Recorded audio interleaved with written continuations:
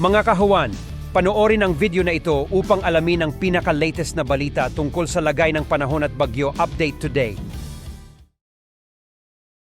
Huli pong namataan ang sentro nitong si Typhoon Marce sa coastal waters po ng bayan ng Pasukin sa Ilocos Norte at bahagyang humina from 175 naging 155 kilometers na lamang po yung hangin nito malapit dun sa kanyang mata at may pagbugso na hanggang 215 kilometers per hour. Kumikilos ang bagyo west-northwest sa bilis lamang na 10 kilometers per hour. Base sa ating latest satellite animation, asahan pa rin po ang masungit na panahon sa malaking bahagi po ng Northern Luzon. Aasahan yung malalakas na hangin at malalakas po na pag-ulan habang meron pa rin mga localized thunderstorms dito po sa may parting Southern Luzon, Visayas and Mindanao na hindi naman po directly associated kay Typhoon Marce.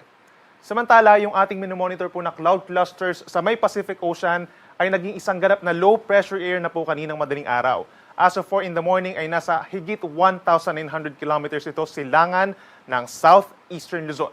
Base po sa ating analysis at sa ginagalaw nitong low pressure area, posible na itong pumasok ng ating Philippine Area of Responsibility po mamayang gabi or bukas ng umaga. Hindi pa rin natin inaalis yung possibility na maging isang ganap na tropical depression ito pagpasok sa ating PAR at kung sakasakali po na maging isang mahinang bagyo ay papangalanan po natin ito na Nika. At itong potensyal na low pressure air or bagyo ay maaaring makaapekto sa malaking bahagi po ng Luzon sa mga susunod po na araw. Base sa pinakahuling track ng Pag-asa, inaasahan po na tutungo na dito sa may West Philippine Sea ngayong umaga hanggang tanghali ang Typhoon Marce.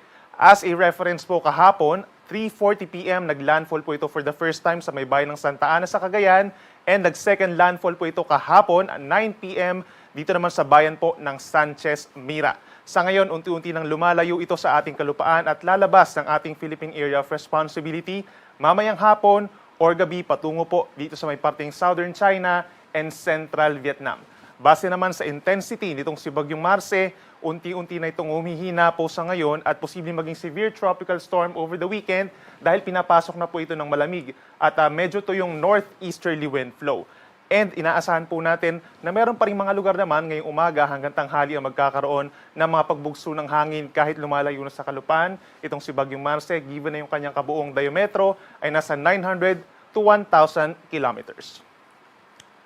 Sa ngayon po, lalo na sa mga susunod na oras, asahan pa rin po ang pinakamalalakas na hangin sa Ilocos Norte, gayon din sa northernmost portion of Ilocos Sur, particular sa bayan ng Sinait, sa mga bayan ng Danglas, Lagayan, and Tineg sa Abra, gayon din sa bayan ng Calanasan sa Apayao, at sa mga bayan ng Sanchez Mira, Claveria, and Santa Pacedes, dito po sa may western portion of mainland Cagayan. Meron naman tayong signal number 3 sa southern and western portion of Babuyan Islands, gayon din sa northern and western portions of Cagayan, natitirang bahagi ng Apayao, central portion of Abra, at dito rin po sa may northern portion of Ilocos Sur. Kapag meron tayong signals number 4 and number 3, possible po yung hangin hanggang 155 kilometers per hour, posible itong makasira ng mga puno at pananim at yung mga may hinang istruktura at posible rin po na makapagpatumba ng ilang poste at linya ng kuryente. Meron naman tayong babala pa rin sa hangin bilang dalawa dito po sa southern portion of Batanes, natitirang bahagi ng mainland Cagayan and Babuyan Islands, northern and western portions of Isabela, ganyan sa natitirang bahagi ng Abra, Kalinga at buong Mountain Province. At meron pa rin tayong signal number 2 sa northern portion of Ifugao, northern portion of Benguet, natitirang bahagi ng Ilocos Sur at hilagang bahagi ng La Union. Asahan natin kapag merong signal number 2, possible yung hanggang 85 kilometers per hour na lakas ng hangin, kaya medyo delikado pa rin po ito lalo na po sa mga pananim at saka sa mga may hinang istruktura. At meron naman tayong mga signal number 1 or hanggang 55 kilometers per hour na taglay na hangin sa mga susunod po yan na oras sa natitirang bahagi pa ng Batanes, rest of La Union, buong Pangasinan, natitirang bahagi ng Ifugao and Benguet, rest of Isabela, gayon din sa Quirino, Nueva Vizcaya, northern and central portions of Aurora, sa bayan ng Karanglan sa Nueva Ecija, at sa mga bayan din po ng Santa Cruz and Candelaria dito po sa may northern Zambales. Sa mga susunod po na issuances natin, possible po na mag-downgrade yung ating mga signals number 4 into number 3, number 3 into number 2, and so on. At posibleng matanggal na rin po yung mga wind signals number 1 natin.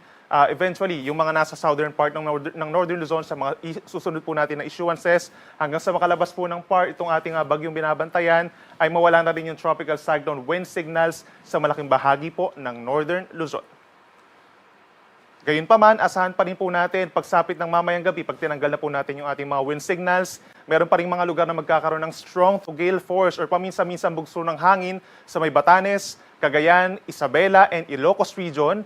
At bukas, kahit malayo na yung bagyo, meron pa rin mga pagbugso sa Batanes at sa Babuyan Islands. Pagdating naman po sa mga pag-ulan, tinanggal na natin yung possibility of torrential rains or higit 200 millimeters po na dami ng ulan ngayong araw. Pero aasahan pa rin po ang heavy to intense na mga pag-ulan sa mga susunod na oras dito po sa Ilocos Norte, pababa ng Ilocos Sur, Apayao, and Abra. Posible pa rin ito magdulot ng mga pagbaha, hindi lang doon sa mga low-lying areas at medyo mataas pa rin po ang chance na magkaroon ng mga pagguho ng lupa. Meron naman tayong moderate to heavy na mga pag-ulan or 50 to 100 millimeters na dami ng mga pag-ulan sa La Union, Kalinga at malaking bahagi po ng Cagayan, kabilang na ang Babuyan Group of Islands. So meron pa rin po banta ng baha at landslides sa mga nabanggit na lugar.